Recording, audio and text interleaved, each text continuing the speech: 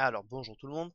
Dans cette fois-ci, on s'intéresse à un autre aspect du jeu, très proche de Tetris, l'organisation de la cité. On va s'intéresser aussi au menu de construction pour voir un petit peu ses finesses rapidement, mais principalement l'organisation de la cité. Donc, euh, je passe directement au menu de construction, et je vais laisser 2 secondes la souris sur le chalet, pour regarder un petit peu les informations qu'on nous donne.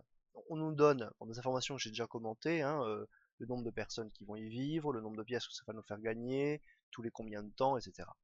Mais au bas de la petite fenêtre, vous voyez 2 par 2, donc ça, vous l'avez compris, c'est les dimensions du bâtiment, et route requise. En fait, c'est ces deux infos qui vont vraiment conditionner l'organisation de la cité et nous filer des mots de crâne à chaque fois qu'on va devoir construire de nouveaux bâtiments, remplacer les bâtiments par des autres, etc. Un petit exemple, parce que là, avec le chalet, effectivement, il fait 2 par 2. Je vous le donne en mille, les bâtiments les maisons, enfin, c'est-à-dire les bâtiments abritant la population, font 2 par 2 jusqu'à l'âge industriel, donc vous êtes relativement tranquille. Ensuite, ça devient un peu plus compliqué. Par contre, vous avez les bâtiments de production de marchandises, vous voyez la poterie là, 4 par 3, l'exploitation fruitière, 5 par 4. Bon, tout ça, vous l'avez déjà vu, vous le connaissez, mais c'est une contrainte certaine. Alors, déjà une petite précision pour ceux qui auraient pu passer à côté. L'exploitation fruitière, on nous dit 5 par 4. Ça va être toujours comme ça, puis comme ça. Pour les bâtiments carrés, évidemment, le problème ne se pose pas, mais pour les autres, la première donnée qu'on vous donne, c'est ça, puis c'est ça. Donc là, on a un monde, on se met dans la peau, on se met dans le truc, on a un monde et on se dit qu'il faut le gérer. Alors, je ferme le menu de construction 2 secondes et je vois 1500 marchandises, 4360 or. Donc bon, il y a, on va dire, suffisamment d'or, même si c'est jamais assez, surtout si je veux acheter des PF. Par contre, il n'y a pas assez de marchandises. Disons qu'il y en a assez pour l'instant, mais si je veux construire des trucs, ça va être tendu. Donc je veux produire plus de marchandises. Problème, je peux pas. Je peux pas en rentrer là. Ou tout du moins, c'est l'impression que ça donne. J'ai nulle part où caser, là je peux pas caser un bâtiment. Bon, alors si je me demande vraiment, si j'ai aucune idée des dimensions de ma ville, je fais comme ça, et là j'en ai une vision claire. Et je vois clairement quoi? Je vois que là il y a plein de cases qui servent à rien, là aussi. Puis alors là c'est la fête, ça sert à rien. Donc voilà, en gros, l'un des aspects principaux du jeu, c'est ça, c'est faire rentrer le plus de choses possible dans un espace limité. Ou du moins, l'organisation de votre cité. Évidemment, le jeu se résume pas à ça non plus, c'est pas Tetris non plus. Alors je vous proposais de faire un truc que j'ai fait moi à pas d'heure, parce que c'est plus pratique, vu que de toute façon vous allez vous coucher, vous vous en fichez que votre production soit stoppée, puisqu'elle ne sera récoltée que quand vous vous réveillerez, à condition évidemment que vous fassiez des nuits de 8 heures. Hein. Si elle dure moins de 8 heures, là j'avoue que bah, vous en mettez une de 4. Donc voilà, et on va détruire les routes. L'avantage c'est que comme elles coûtent rien, on perd aucune ressource, à part celles qui ne sont pas produites. Voilà. On détruit toutes les routes. Là vous vous rendez compte déjà que les routes prennent une place monstrueuse. Ça c'est un truc qu'on laisse de côté, mais en vrai c'est un vrai problème. Et je vais faire un truc, c'est que je vais mettre tous mes bâtiments dans le coin.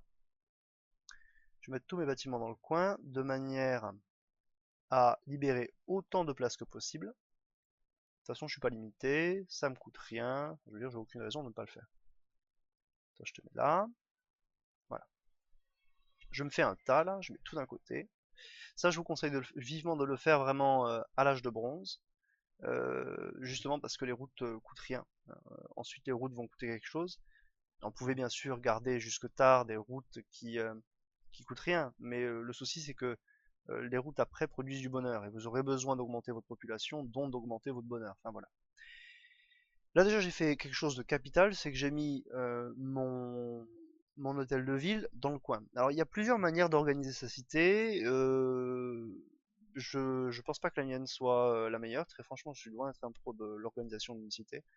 Mais je trouve que mettre l'hôtel de ville dans un coin, c'est quand même particulièrement pratique. Donc perso, c'est la possibilité pour laquelle j'ai opté. Encore une fois, je vous conseille vraiment de le faire avant d'avoir trop de bâtiments, parce qu'après ça devient vraiment difficile.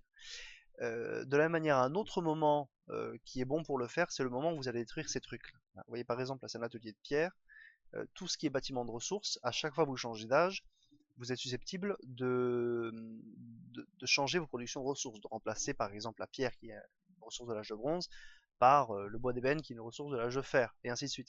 Donc vous détruisez des bâtiments qui font quand même une taille assez conséquente, c'est le bon moment, ça vous libère de la place, hein, vous détruisez le bâtiment, vous savez que vous allez le remplacer, ça vous fait de la place pour permuter les bâtiments, hop, et pour réorganiser tout. Donc là j'ai mis mon hôtel de ville dans le coin, et ce que je vais faire, c'est compter. Il me faut d'abord de la place pour eux, là, les chalets. Ils font 2 par 2. Donc je vais faire un truc, je vais faire ça. Et là je vais encore compter. 2 et 4.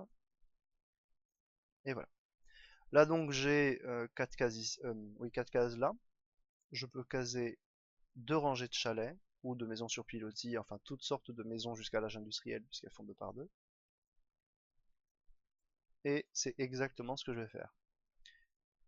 Si quelqu'un se pose la question, pour qu'un bâtiment soit relié à l'hôtel de... Pardon, pour qu'un bâtiment soit relié à une route et qu'une route soit reliée à l'hôtel de ville, vous le voyez là, il suffit que ça touche. Il faut qu'il y ait 2 cases en contact, c'est tout. Voilà, j'ai encore des chalets, donc je vais tout mettre du même côté. J'avoue que c'est plutôt pratique d'avoir tous les chalets du même côté et tous les bâtiments d'autre nature de l'autre côté. Là ensuite, ah bah c'est automatiquement fait parce que justement j'avais déjà réorganisé puis j'ai désorganisé pour la vidéo. Je construis une route.